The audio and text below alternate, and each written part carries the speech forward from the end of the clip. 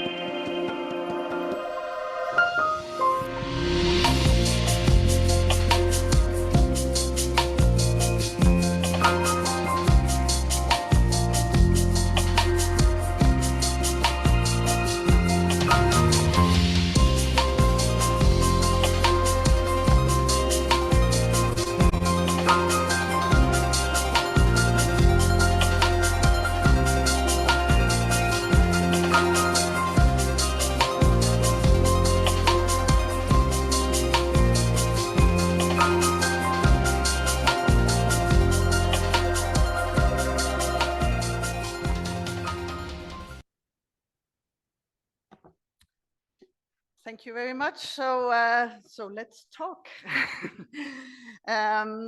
If you can bring the speaker's presentation, I'll just try a little bit to frame the setting of my knowledgeable and a very interesting panel up here. So My name is Ricky Thurkelson, and I'm employed by the Danish Ministry of Foreign Affairs in actually a project about sustainable global value chains. I'm based here at the consulate in Istanbul, and we're actually working twofold. So we are trying to capacity build within the ministry, helping trade advisors and everybody getting more knowledge about responsible business conduct so they can guide companies. And of course, we also assist concretely companies who have issues or questions and trying to push this agenda to both large and small companies. So this is one example, I think, for governments that you can actually, through advisory and existing channels, help to push the agenda. Another example I would like to just share is an economic diplomacy collaboration that we have with the Danish Ministry or the Danish Confederation of Industry and the Danish Trade Union Association. So together with their Turkish partners, we are trying to address workers' rights and unionization issues and doing workshops actually here in Turkey. So again, an example of how collaboration, and I know that it was said earlier today from Chile that partnership is key, and we absolutely agree. This is a Nordic tradition to do partnerships. So it's all about, let me see if I can get this one. Yeah, so it's all about global value chains. It's about due diligence, and it's about transparency and traceability. These are core elements both in the RBC agenda and also in the coming EU legislation that we also know. So this is turning into hard law, at least in some of the areas. And of course, there are basic principles that needs to be addressed on this agenda. And it's a huge task also for the European countries and also for the European companies. Believe me, everybody is finding this very difficult, very time consuming, and it's a new journey for everybody. So today we would like to, and straight from all the discussions that have been here yesterday and today, to hopefully give some very concrete examples of how this is done. So how can a company work with RBC and due diligence? And how can we look at the value chain perspective? It's been up a lot of times also. We will try to be taking the SME perspective. This has been also on the agenda, that the SMEs are special. They don't really have the resources and the knowledge to do this. They need help, but they are such an important part of all countries. You know, SMEs consist of the largest group of companies, I think, in all countries. And also with a slight focus on the textile industry. So some of the companies we have here today are in the textile industry, as we have discussed earlier. Also, this is one of the common sectors of everybody in the room. So we have 5 great panelists here. To my immediate left, we have Ms. Cecilia Ekholm, who is an ambassador for sustainable business at the Swedish MFA. And she will talk a little bit about how in Sweden they are supporting this journey for RBC and supporting businesses. And to my far left, we have Ms. Bering Postagiolo. She's general manager at the Ultimo Buying Office, and she will talk about how it is to work with especially a Finnish customer, but European customers. What are the demands when we talk responsible sourcing and sustainability in sourcing? To my right, I have Mr. Gunnar Tinja. He's the Executive Vice President at the Chamber of Commerce industry of Norway, one of the sectors there. And he will also, from a business association level, talk about how to work with companies, concrete examples of how you can use an organization like that for RBC. And then we go way down into the real concrete stuff. And I actually didn't put you in the order, but I would start with the lady on the far right, Burcu. She is product and sourcing director for Hummel, a Danish sports brand. They are very active in Turkey, both on supply chain. And she will talk about the company Karma initiative that Hummel is using to push this agenda and do concrete initiatives. And last but not least at all, Mr. Utku Varol from Sun Textile, sustainability manager. Sun Textile is a very large Turkish company in the textile industry, but also very much on the forefront of sustainability and leading the way. I think Mr. Batu yesterday called it a champion, one of the champions of Turkey on this agenda, and they will talk a little bit about a scorecard system, how it's used to work with suppliers. So all the speakers here will have approximately 8 minutes, and I will be strict on my timing here. I will tell you when you have 1 minute left. We will let everybody give their presentations. Then we will have just if there are a few pressing questions, we may have time before the coffee break. Then we will have the presentations about the responsible business help desk and also the collaboration with Turconfed and GIC. And then we will have plenty of time after this for a 45-minute open forum where all the questions and all the panelists will be staying in the room to hopefully share knowledge across the tables. So this is the process. So I think we need the first presentation, and then I will share this one with you.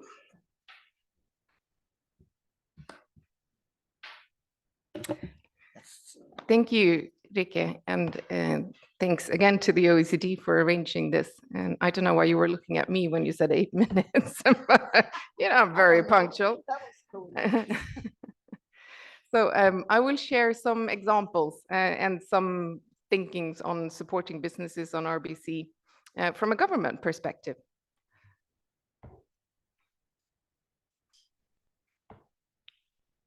But to do that, we need to set the scene. What is the situation when it comes to sustainable and responsible business practices among Nordic companies? And you can say it's very much on the agenda. It's high on the agenda. Does that mean that everyone is working with it perfectly? No, it doesn't. It means that we have an awareness. There is an awareness among businesses on sustainability, and there is an interest to work with sustainable and responsible business practices, but it's not easy. It has been said before, large companies and the large multinational companies, especially in certain sectors that are of high risk, have been working with due diligence and responsible business practices for quite some time. But we do have a large number of predominantly small and medium-sized companies, but not necessarily. Sometimes small and medium-sized companies have easier access to data and information and suppliers. So it's not a cut and dry that large versus small, but predominantly small and medium-sized that still have a long way to go. They're not within the scope of new regulations, but they're sometimes within the supply chains or value chains of larger multinationals who are part of regulations. So they will get sustainability requirements indirectly. We've been talking about drivers, and interestingly, we've had a number of surveys done in the past few years where and companies have been asked, enterprises, all sizes, all sectors, why are you working with sustainability and how are you doing it? And we've talked a lot about regulation, and regulation came up, but it was number 4 on their list. Number 3 was talent, the competition for global talent. Competitiveness, and some are even going as far as saying if sustainability was competitiveness, today it's a prerequisite for competitiveness. So you can't be competitive unless you're sustainable. And number 1 was actually values, because they identify themselves with sustainability. And they were also asked, what are you working with primarily when it comes to sustainability and responsible business practices? And the number one thing that's really on the agenda super high is climate change. After that comes social and then governance issues. So that is the sort of the scene that we're looking at when we're looking at supporting RBC. And the second question then is where and what? Because there are all kinds of differences when it comes to supporting RBC depending on where. So are we talking about entrepreneurs or business models when you're starting up a company? Do you need support to integrate RBC thinking and RBC policies? When you trade in the actual export and import, you know, the very operative hands-on RBC. Financing requirements also have sustainability and RBC requirements within public procurement, or what is coming now is the regulatory requirements. So if you're looking at supporting RBC, it will be slightly different and slightly different tools depending on what area you're talking about. And these are a couple of examples. And the very small thing is our national contact point. The Swedish national contact point is up in the corner, right above awareness raising. Because one of the tools, of course, is awareness raising. And in the Swedish national contact point, it's a multi-stakeholder one. So we have 6 trade unions and 3 industrial organizations. The trade unions cover most of our sectors. And the industrial organizations, we have the largest industrial organization, which has covering the most sectors, but we also have the one that covers SME. They have 60,000 members, SMEs. So through our national contact point, we have quite a wide reach when it comes to awareness raising on responsible business practices. But of course, this is also done in other ways through other government agencies. You can use digital platforms, and a digital platform that was launched, I think, about 2 years ago is our public procurement agency. They've put out a risk analysis tool that anyone can go in and use. And they've also formulated contractual clauses on labor rights and supply chain requirements that anyone can go in and use. It's targeted to public procurement, but they're actually usable for anyone who would like to do that. You have sector initiatives, such as the textile and fashion, which is a platform. It's a private-public collaboration with the university and the textile sector. It has a lot of different sustainability strands. So it could be circularity, it could be new materials, could be innovation, but they also have a strand on responsible business practices and responsible supply chains. So it's integrated into the digital platform. You have support functions. And there's one support function up there called Open Tradegate Sweden. And Open Tradegate Sweden is not targeted to Swedish companies. It's targeted to suppliers from developing countries. So it's sort of an entry point where suppliers from developing countries can contact Open Tradegate and they can ask, you know, what are the requirements when it comes to if I want to export this and that. They will get the technical requirements, but they will also get the sustainability requirements. So that is also an example of a support function. How am I doing on? You're doing, yeah, good. Doing good, excellent. So this is just a couple of examples on how to support businesses on RBC, but in different sectors and in different areas. The Guide to Sustainable Business is in our export promotion agency. And I think it's interesting, that is based on the OECD due diligence guidance, but it's sort of made shorter and easier to go through. We were talking about that for SMEs, for example, but this is sort of a click through the OECD due diligence 6-step guidance, but made a lot shorter.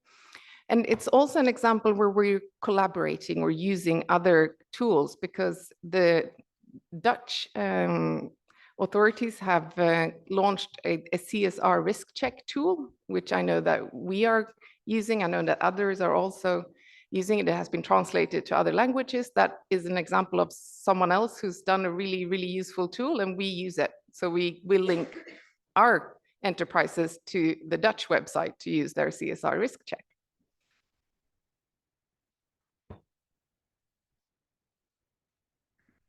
So a couple of lessons learned. If you talk to an enterprise, they would love to have a one-stop shop for this, to get all the legislation, all the requirements, all the operatives, everything in one place. But there's really no one-size-fits-all solution. It's all about integrating RBC where you can and where it works. There is a great need of information still. I mean, we've been working with OECD guidelines and responsible business conduct for a long time, but there's always a need for more information. Also about managing expectations, especially now when it comes to new regulations, because with the lack of information, there's also a lot of misunderstanding of what due diligence is all about. Companies will come and say, you know, this is impossible. I have 40,000 suppliers. How am I supposed to keep check of everyone? And you're like, good news, you don't have to. You need to know where you have the most risk and you have to work with that. And they're like, yeah, but you know, it's really difficult. And I'm like, yes, this is a process. It's not about having everything perfect day two. It's like, this is a process where you work to make things better. So there is still a great need of information. We see that small and medium-sized companies do need more support, especially when they're in sectors with higher risk. So that is what we're looking at now to see how can we do better when it comes to supporting SMEs. Everyone says that there is a need for coherence and practical support, because coherence, even within the European Union, within the all different directives and regulations, they're not always, or they're not always complementary. They can also be a bit contradictory. So there is a great need to work for coherence. And now when we see regulation, we're moving from theory to practice. So there's a lot of asks for practical support. You know, how do I think in this situation? What did that company do? How can I learn? And this is very important, we need to support suppliers from outside of the European Union and from other markets, because the last thing we need is for regulation to steer enterprises away from markets and go for safe harbors, because that's not what it's all about. So I think it's really, really important. And that's something that we're working on now as well, to see how can we improve and strengthen that system. Thank you. Perfect. Thank you so much. And I think being here today is one way to try and support suppliers outside of Europe. So, so that was a good note to finish on. So I want to ask you, Berin, Yes. so now you are sitting not as a direct supplier, but you are finding suppliers for some of these customers. So please share your experience with us. I will. Dear guests, and thank you to the committee for giving me the opportunity to talk about our experience in respect to doing responsible business conduct. I am Berin Postalcıoğlu, General Manager of Ultimo Buying Office.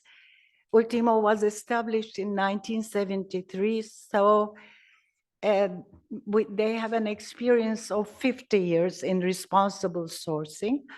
And I personally have 34 years of experience, and I'm a chemist by background. In sourcing, we always try our best to find the right match, a good match for our customers. We work with different customers, mainly from EU countries. And we are also we are proud to be working with a Finnish retailer as well.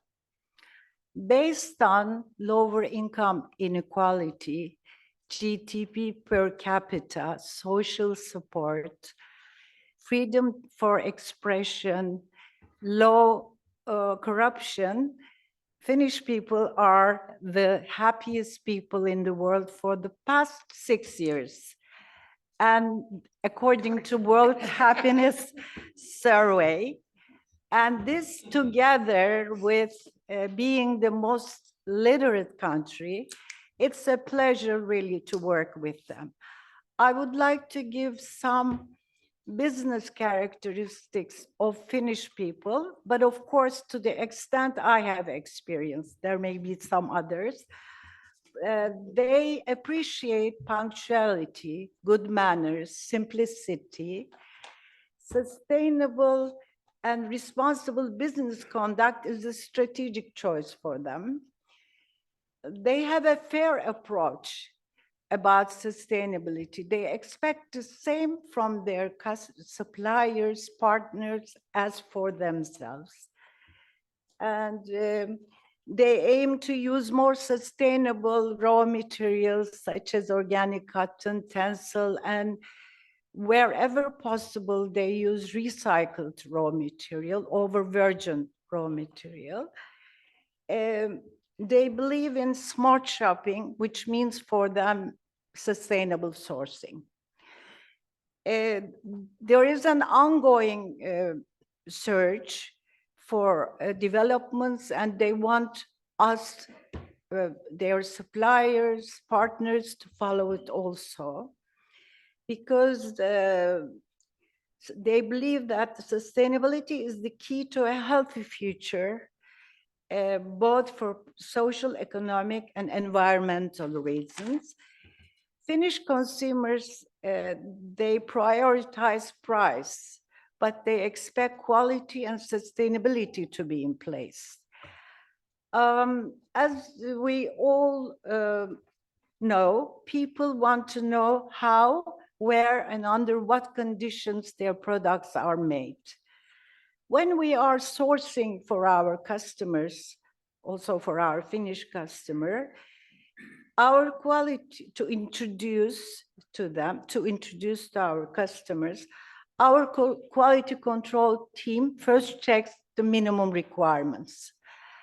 There are 7 requirements that they check at first: non-production locations, prevention of child labor. Prevention of child labor, no forced or bonded labor, no severe safety hazards, real and accurate wage and working hour records, accident insurance for workers, no severe environmental pollution, and make sure that these companies have valid Amfori BSCI audit, which is the Business Social Compliance Initiative, a supply chain management system to support companies in social compliance and environment. To become a supplier, the suppliers has to sign a code of conduct, accepting all these requirements.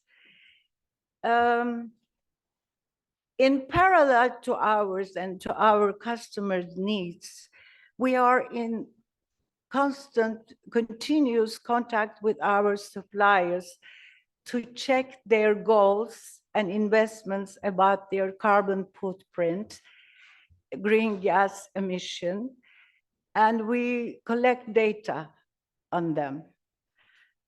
This is, as we all know, it's very important. When the suppliers have certificates such as Ecotech, STEP, HIC, Index, BEPI, it's a lot easy. It makes our life very easy, but we don't always work with very big companies, sometimes small, not small, but medium-sized companies, and their attitude is very important. First, the attitude has to be there, and then we work together with them. And also, as Ultimo, we are also trying to minimize our carbon footprint. We use electrical vehicles, and we are in discussions to install solar panels, etc. So time is running. It's very, very, we have very short times, and environment is very important. And I believe it starting 2026, European companies will start applying tax based on carbon footprint of the companies. So we all have to be ready for it. Sometimes these forced measures are necessary to make people to take the correct actions. Before I finish, I want to give a small example of the attitude of Finnish people. We received an order, and not at the beginning, but in the middle, we realized that an extra test was required together along with the EU regulations. And this test was not known by our suppliers and also testing houses, international testing houses. So it took some time to convince the suppliers and also for testing houses to find how to do the test. In the end, it was all settled, but time was very limited. And as we all know, Europeans have boundaries between their private and free time, private and work life. But in this case, I felt the contrary, because the person in charge helped us from her holiday, not only one day, but a couple of days, to clear and finish and finalize the issue. So there is the work together approach from our Finnish customer. So I thank you. I tried to tell my experience, at least our experience. Thank you for listening. Thank you so much. I think so many very good points. It's about attitude, but I think the last point you were saying about collaboration, I mean, sustainability is all about collaboration. Nobody can do this alone. So I'm really happy that that both the client side is supporting. Yes, they are. They are definitely supporting. Yes. And thank you for giving this chance to share my experience with the audience. And I think it's also a good example of, if you're an SME, you may not be able to do this by yourself. So maybe you need to find a local partner who can do these audits. You need to team up with certification schemes and we are different, in contact with her all the time. Yes, exactly. So so there are many ways and much help to be found for SMEs as well. Thank you so much, Beren. Then I will turn to my other side, and we will jump again to a business organization point of view. And I think we have a presentation. Yes. Yeah. Yes, you can start that. There it goes, yeah. Okay, next slide. So dear delegates and guests from the distinguished nations, I'm going to go through the situation seen from the Norwegian perspective and also looking at Norwegian purchasing perspective, because that's the role I have in this particular context. I represent, which button is this? Okay, there it came. Okay, sorry. So I represent East Chamber of Commerce and Industry, which was established in 2003. So we had 20 years of celebration this year. And we're a multilateral network of companies and investors, and we facilitate trade, investments, and cooperation between Norway and foreign markets in the Central East part of Europe and beyond. So we have several programs together with the Ministry of Foreign Affairs, promoting bilateral relationships and putting context where Norwegian authorities see necessary. And of course, sustainability and robust relations is part of that agenda now, as with other Nordic nations. I think Sweden was probably the first to put this high up on agenda, but we are sort of following suit and making it also very important for us. We believe that responsible business conduct and a rules-based system needs to be stimulated and rewarded. And our special focus, as you can see on this picture, is in the typical strong areas of Norwegian economy as a nation, namely maritime sector, the aquaculture and agriculture sector, energy sector, and also technology and technology transfer, what it may be. So for the purpose of this event, since the topic here is textiles and shoes, I had to dig a little deeper and into that. And I was quite surprised what I found, discussing this matter with the textile importers. I addressed the small and mid-sized companies, whatever that might be, but they're not gigantics on the world scale. And I was quite surprised by what I found, because even though I had a lifetime in the energy industry, I felt that I met people with a dedication and an engagement to the issues, which I rarely find other places. I think addressing you as suppliers and the supplying nations and you supplying, this is something that you should take as a promising sign that the interest is definitely there for your matters. You see the picture there. I think that part of the culture in Scandinavia that sort of makes this a little bit more important. I was thinking about that, how come these people have such a dedication for this matter? And, we have a terminology for this fireplace and a cup of tea situation in the winter time where it's very cold outside. You basically try to escape to a comfort of your home. And the Swedish call it mysigt, and the Danish call it hyggelig, and we call it koselig, but it's the same thing. But on the other side, to make that, a good feeling last, we need to make certain that the products we surround ourselves with are made in a conscious way. I think this is something that sort of plays its role in the background, and also explains our common effort and dedication for this matter. So I interviewed several companies, and the companies had clearly all organized in 4 departments. So they had a sustainability department, and they were all organized in social, climate, product, and corruption. So that was sort of through the whole scheme. So they had dedicated people in every area, and they have a clear accountability in these areas, and they follow up with due diligences and revisions and all that is needed. Of course, the materiality is important, and as you know, 80% of the carbon footprint is in the production.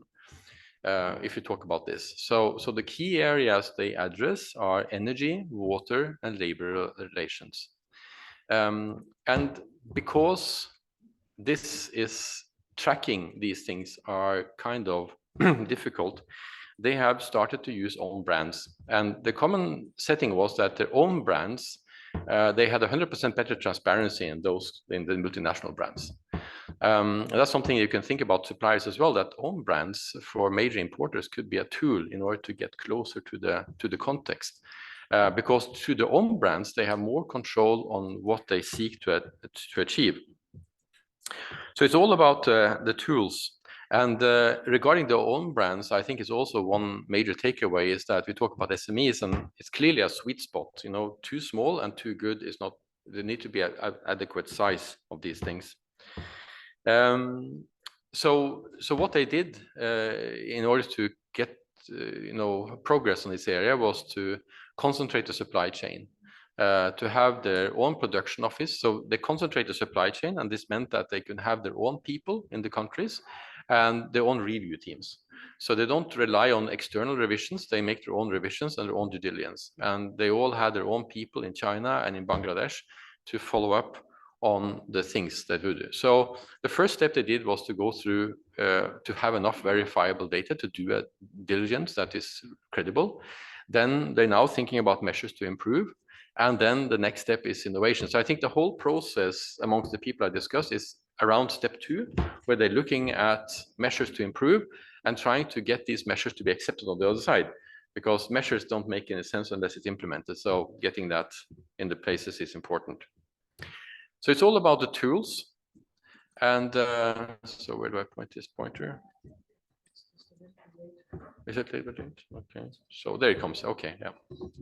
So it's all about the tools. And I think that what everybody was saying is that transparency and support for the national contact points is important. National Contact Point in Norway has developed our responsible business compass, and that has been invented by the Chileans. So that's translated to Spanish, and it's an example of National Contact Point cooperation in that text. Then Norway is now implementing from this year the Norwegian Openness Act, which means that any importer needs to answer the question of a consumer within 3 weeks. So that's a little bit ambitious, but it's really something that makes sharpen people's minds. And of course, we have the new European CIS-RD directive, which will put into law. And of course, that sort of will put even more focus on these things. But I noticed that, for all players, there are some dialogue and alliances that helps people do revisions. There are some web links to certain organizations, and there's a lot of them, and I think there are even more. And common with them all is that they will, if they make a revision of based on order of some Nike, for instance, then these revisions will be public, and you can review your suppliers based on this.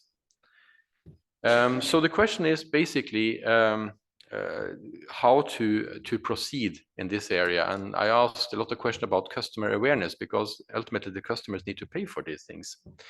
And it was a little bit unclear, if you should focus on on marketing or big boards, or what is it? But I got the simplest answer from one of the companies I talked to, and this is digital product passes. The digital product pass is something that is now started being implemented for export to United States, because you need that in order to make certain that the cotton is not coming from forced labor plants in China. And the product pass is now coming. It's not fully implemented yet, but it's coming, and it's coming also in Europe. So the product pass is going to be quite important. Innovation is clearly something that happens. So I think anything that we can put our mind to is possible. They all said that, you know, the ones that they had really taken big steps advancing responsible business was when they started thinking completely new. And the major efforts of that we can discuss later. So, and in the end, everybody was consistent that laws needed to put IDs into action. Just commitments and regulations not enough, need to be law. And everybody was positive to all the laws coming. It was really everybody's favorite to that. Thank you so much. Very interesting. And just remember that Norway is actually not a part of the EU. No. So all this compliance and all this complying with the EU regulation actually also goes. This just shows, you know, that, and I think one of your main points about development and the process. So this is not about everybody being sustainable tomorrow. Everybody should be willing and have the mindset for change. And then together we can set the roadmap forward. Thank you very much, Gunnar. And now we'll go to one of the customers, actually, Hummel, a sports brand. And yes, we have a presentation also for Buchu. And she will tell us a little about it'll come up, about how Hummel as a brand works with sustainable development and doing concrete initiatives. No, they will put up. Yeah. Yes, can you put up the presentation? No, just wait. Okay.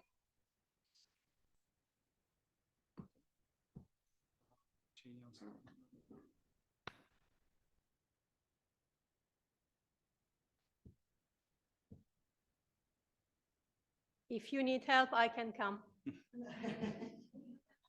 Because there's a video over there, you just need to click it.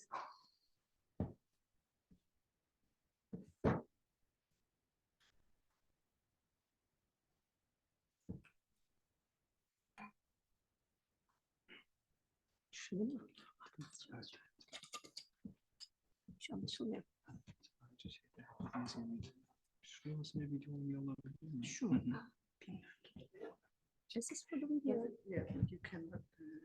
Oh, okay, they will start. Okay.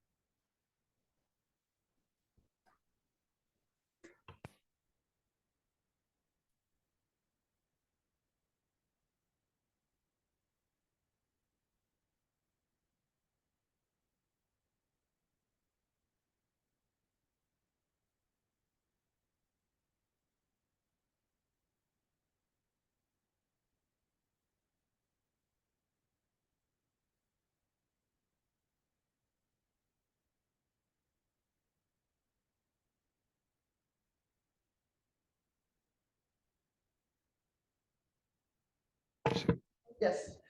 Can we have the final presentation and then I will just come out.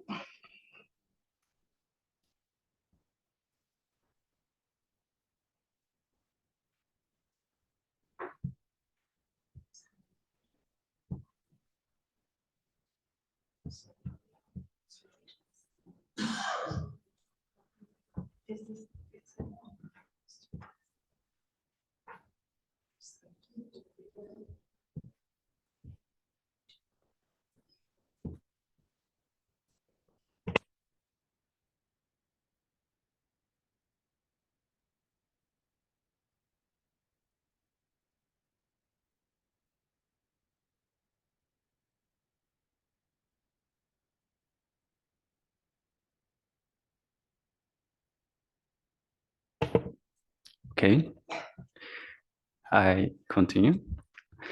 Hello, my name is Utku Varol, and I'm Sustainability Manager at Sun Textile. I just came from Izmir this morning for this valuable meeting. Thank you for your invitation, and it is a pleasure to be with you. And today I will share a brief information about our sustainability scorecard system for resilient supply chain. It's the important issue. I'm trying, okay.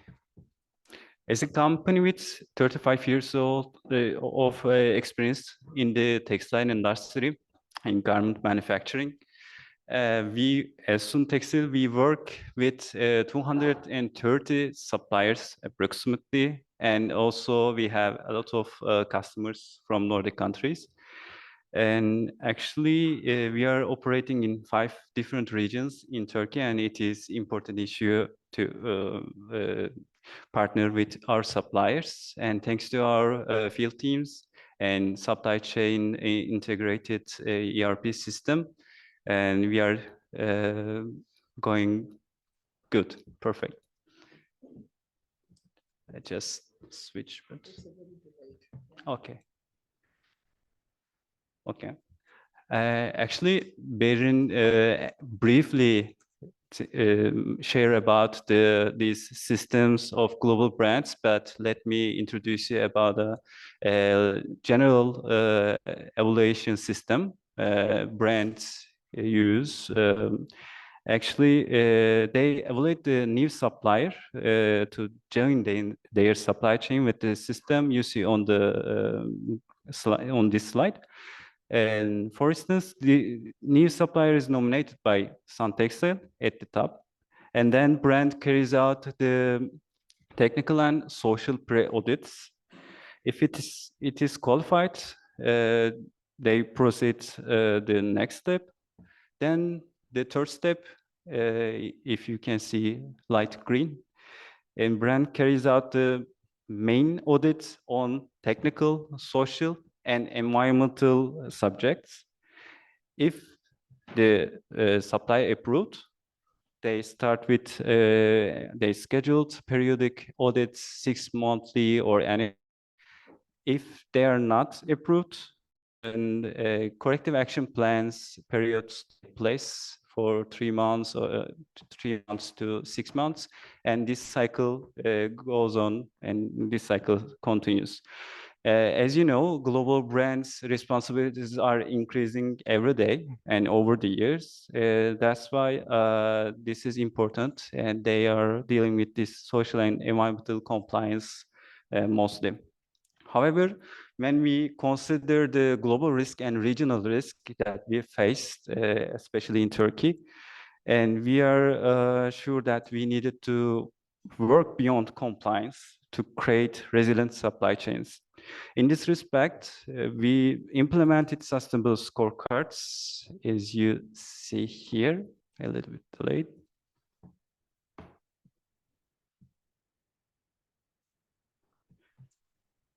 Okay. And we implemented this system for our tier 1 suppliers, garment suppliers, and with 8 scorecards, and fabric suppliers with 7 scorecards.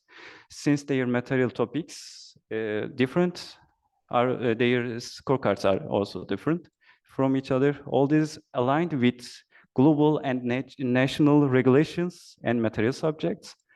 And brand criteria, as Cecilia and Gunnar mentioned before, and also textile industry indexes, emerging regulations, especially CSRD, and so on. For instance, for social compliance scorecards, these scorecards aligned with UN Declaration of Human Rights and ILO standards, SLCP, Social Labor Convergence Program questionnaire. But beyond that, we aligned these with some specific target topics that increase women empowerment and women employment, specifically women executive numbers in the supply chain. Although it varies for each scorecard, we carry out audits from 1 to 3 or 6 months. So in this way, we improve their performances, and we not just giving scorecards, we are giving them feedbacks, and we are improving their skills with our mentorships. But there are challenges, specifically for SMEs. We are talking about their side.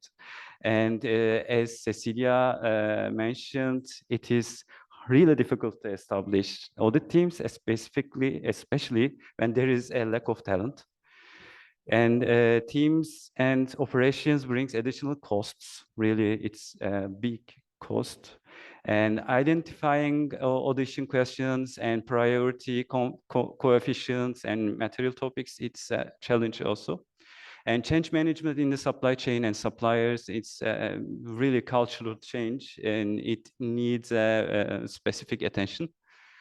And audits bring them stress and confusion, and they are hiding information. They tend to hide information. First, we need to give them a little bit trust, and we need to tell them, and we are friends, and we are their on side, their side. So then it is so important to sustainability of the feedbacks and the mentorship. If you leave them alone, they start, going the other roads, or they are neglecting your scorecards, etc. And lastly, but not least, implementation of corrective action plans and continuous improvement activities is a challenge, and we need to focus on this. For further details, please visit our sustainability reports here and from our websites. And thank you. Thank you so much. Again, I think it is very obvious the scope of what the companies have to do, especially when you have a large group of suppliers. The work that needs to be done is, it's not funny. It's very difficult, and it's very costly, both in time and in resources. But I like your view. Actually, in the group session we had, also trust was one of the key words that came up. And like you say, they need to trust the process, and trust that when they share their information, they can actually entrust you with this. Very interesting, and a very concrete way to actually score suppliers and find out how to work with improvements. Thank you so much. So now I hope, Burcu, that we have, do you want to show the film Yes, first? yeah, yeah. Yes. So can we How to run do it. the film? Yes, here we go.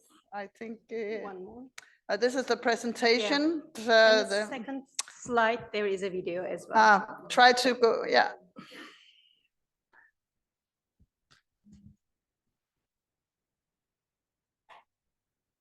You have to click it. Can you click on the, I think it will show if you click it.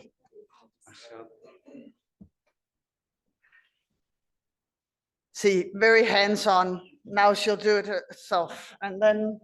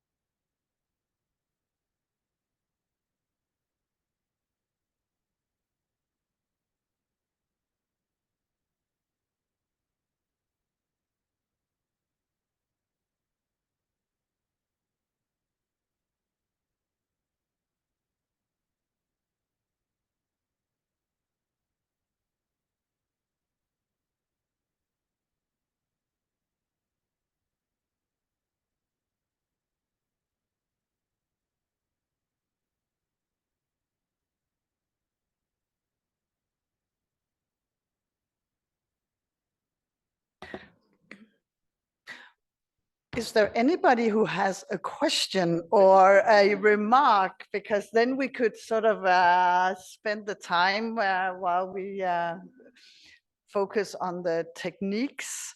Müge,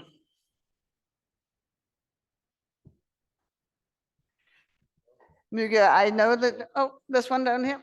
Yep. Oh.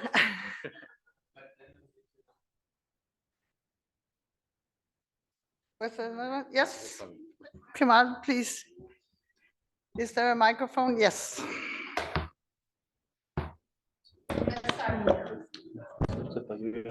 At Hummel, we believe in the rule of karma, that you get what you give. And that's why our mission is to do business while doing good in the world. And through people, planet, and purpose, we seek to grow and act responsibly. Every day, we are committed to do our best to do better. We want to be a positive and innovative company that attracts and retains the sharpest minds and creative talents from around the world. We want to ensure that our suppliers live up to Hummel's ethical code of conduct, and that all workers at the factories are treated well and fairly. All in all, we want to be known for putting people first. We want to take care of our planet and reduce our footprint. Overall, we are reducing our greenhouse gas emissions and seek to bring down the use of chemicals, pesticides, and virgin plastic in our products and packaging. So we are broadening our actions to push progress and take more responsibility. Above all, we seek to be honest and transparent in what we do and how we communicate it.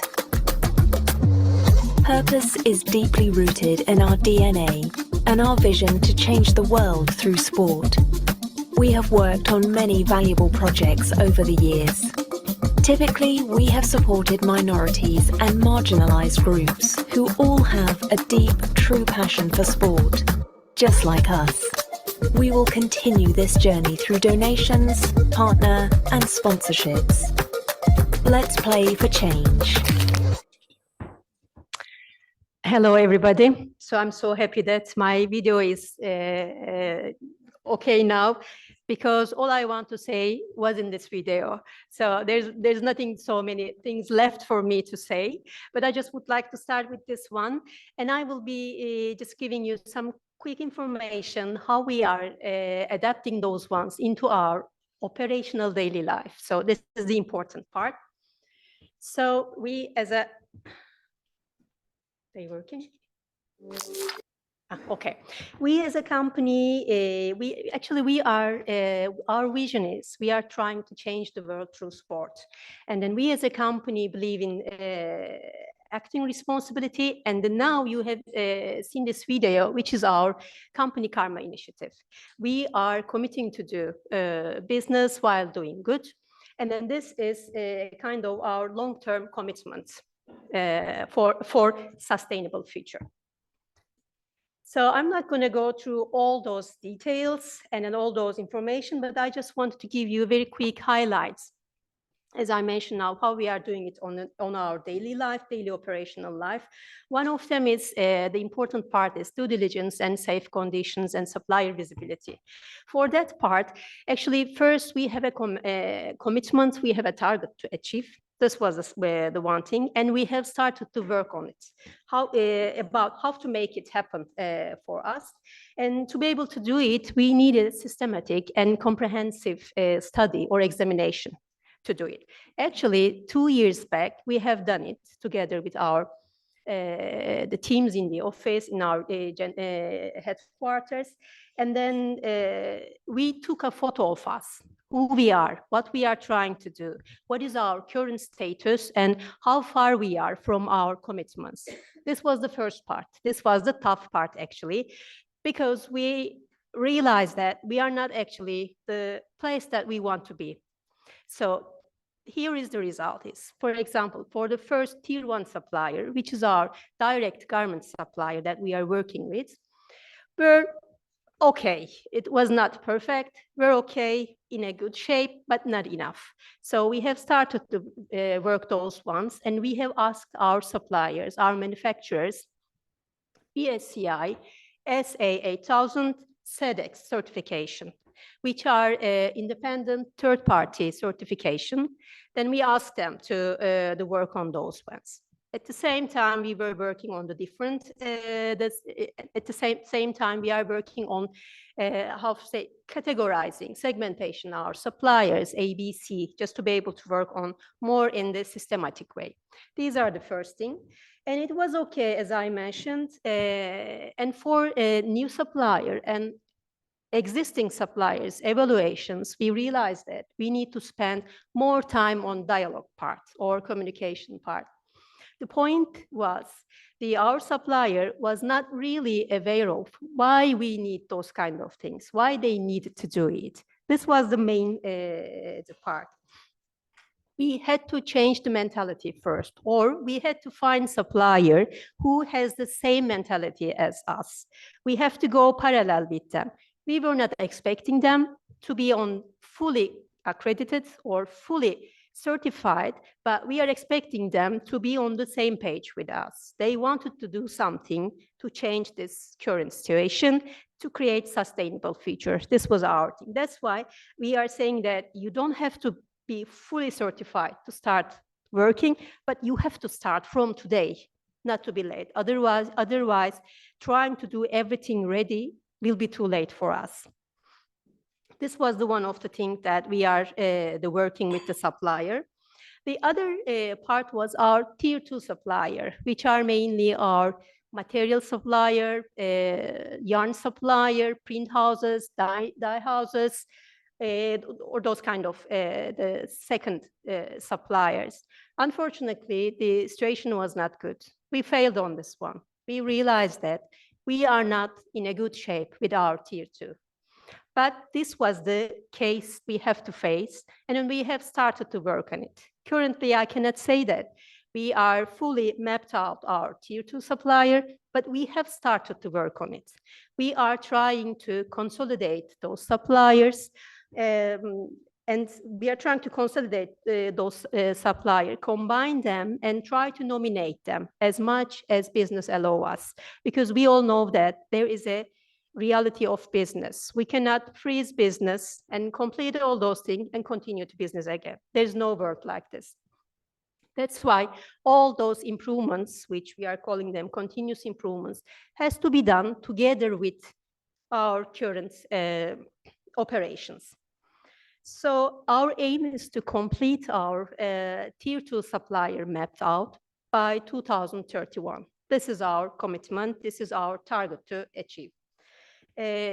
Just being successful is something good, but aware of our weakness is also the other very strong tool for us. That's why it is good for us that we know which areas we are strong and also which areas we are weak.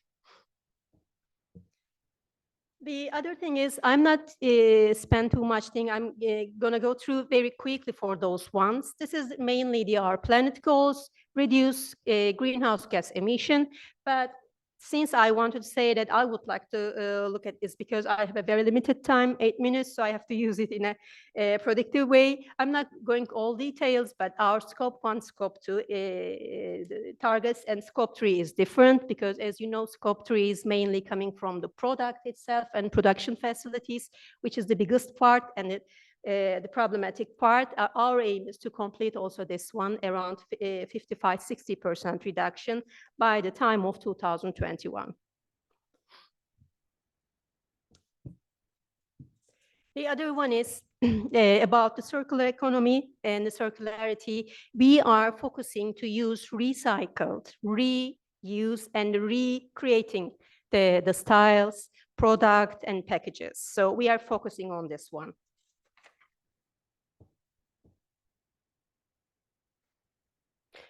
And the last one is our purpose goal. This is something that I would like to say. We are as a company supporting the minorities and the marginal groups who has the same passion for the sport together with us. So there are some, we are doing it through donations, partnership, and sponsorship, as mentioned on the video. As you can see on the first one, 2012 Flying Amputees sponsorship, which is in Sierra Leone. Next one is 2015 Peace for Nagasaki jerseys. The 2021, which is I am very proud of it. This is an equal game sponsorship, mainly with the Afghan women football team. Currently, they are in exile now, but we have started with a sponsorship with them. And the next one is 2019 Football for Equality, which is done in India, one of the biggest slum of New Delhi. The last one on the purple jerseys, the last one that we are doing together with the Samsung Sport, which is the violence against the woman. So basically, it's done. Yeah. Yeah, basically, these are the ones that I can just mention now. What I can just, maybe it's better if we can just discuss it later, but main problem is just the challenges that Utku also mentioned, the audience are also mentioned. These are the challenges that we have to focus more to be able to create more like a common ground for us to discuss all those details. Thank you. Thank you so much, Burcu. I'm glad that we got everything working technical-wise also. I feel that there are many examples here of especially the supply chain problem, you know, there's the need for collaboration, and there's a need to measure and find out what is the baseline and how can we improve. And I like, you know, that you are pointing to the fact that business is business. So it needs to be done while the business is continuing. We cannot fire everybody and then be sustainable and then hire them again. So this is also a challenge to make this an integrated part of business and to make it move forward while still driving a business and keep business going. So just before we take a short coffee break, I would like to just again open, and I know that we had a couple of comments over here. Oh, yes, and this is the OECD way. I forgot to say, you put your sign upside down, and this is the way of raising it. Then you don't get tired of holding your hand. Yes, Türkonfet. Question for Utku Bey, Sun Tekstil. The scorecard, operationally, how do you actually conduct the scorecard? Who does it? How is it audited, or is it audited? Thank you for this valuable question. I had limited time and I couldn't introduce the scorecards, but you can reach the further details on the sustainability report.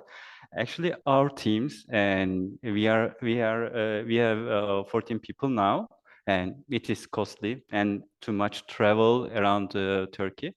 And they're actually auditing the suppliers, tier 1 and tier 2.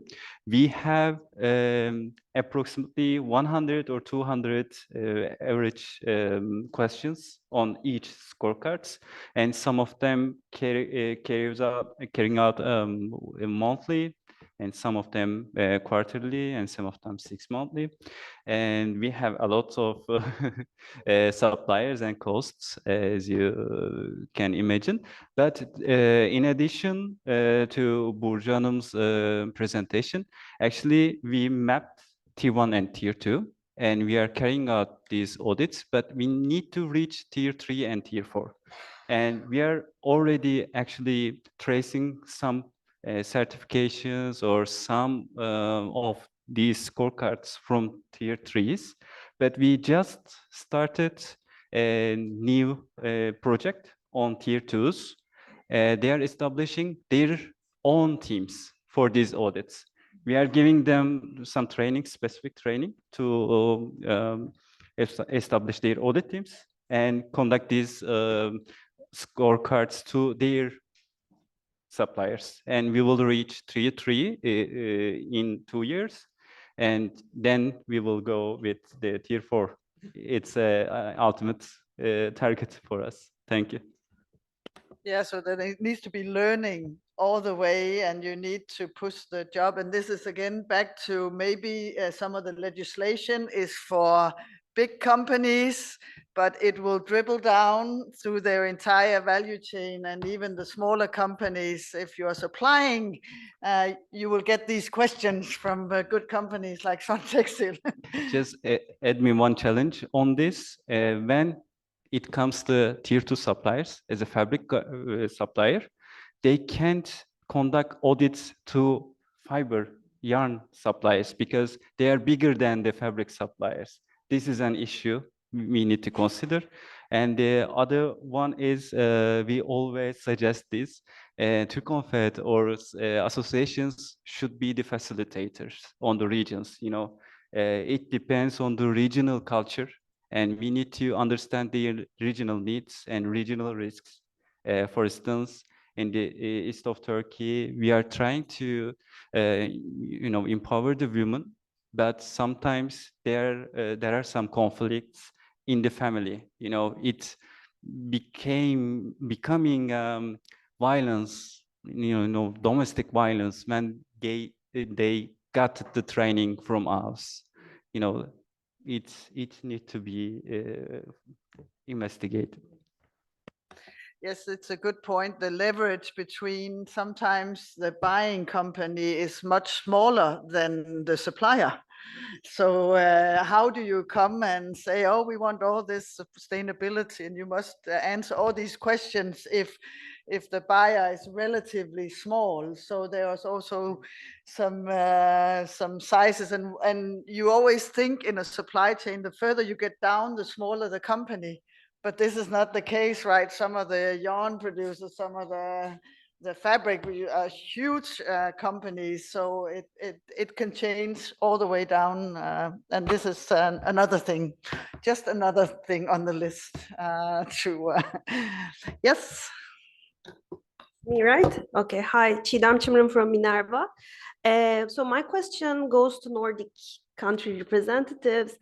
In Turkey, there is a general confusion, or maybe this human rights due diligence is a relatively new concept when you compare it with the social and environmental audits. So there's a general tendency to confuse that if companies are, going through audits, then they are in compliance with the requirements under the human rights due diligence, which is very well defined under OECD guidelines. So I just want to ask you, based on your experience with Nordic companies, is there a general also confusion that these social compliance audits are actually matching with the HRDD requirements? Or how do you address that confusion if there is? And this awareness raising trainings, are they adequate and helpful? So just want to hear if there are any good practices in that respect. Because human rights due diligence is broader than audits, right? It requires risk-based approach and stakeholder engagement, which unfortunately we couldn't hear anything about, and also as well as remediation. So I just want to get some good practice examples. Thanks so much.